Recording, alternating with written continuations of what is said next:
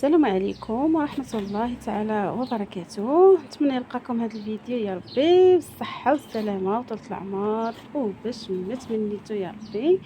اليوم غنشارك معكم، ما غاديش نشارك معكم صراحة، انا ما عجنت وطيبت وساليت. ملي ساليت صراحة جاتني الفكرة، قلت علاش ما نوريش البنات هاد الكريوسات اللي درت، هاد الكريسات اللي درت، ومره اخرى ان شاء الله نشاركهم معكم طريقه العجينه وشنو كندير فيهم صراحه اللي كيجيو زوينين.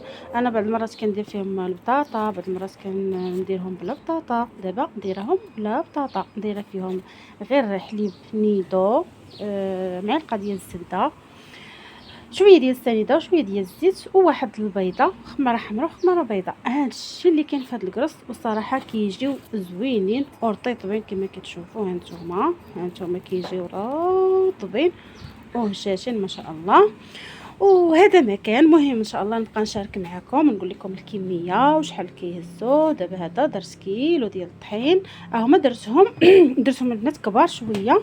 داكشي علاش خرجوا لي شحال، وحده جوج ثلاثة أربعة خمسة ستة سبعة ثمانية تسعة 10 11 12 13 14 15، خرجوا لي 30 وحده، 30 حبه اللي خرجوا لي. ولكن كنت درتهم صغار غيخرجوا لي حتى ل 40 حبه. هذا الكيلو البنات كنقول لكم كيلو يقدر يخرج لكم حتى 40 حبه اللي خرج لكم. انا هذه دايراها للدار، ما دايرهاش باش نبيعها.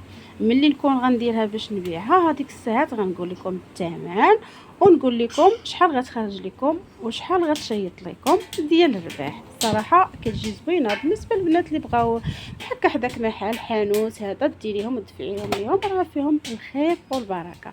ان شاء الله من هنا لقدام نبقى ندير اي حاجه نشاركها معكم، سواء ندير لكم لايف سواء ندير لكم فيديو.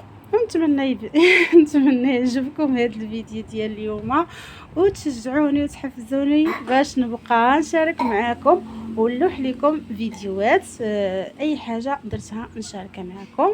وخليتكم على خير وتبقاو على خير ومع السلامه، والى فيديو جاي ان شاء الله.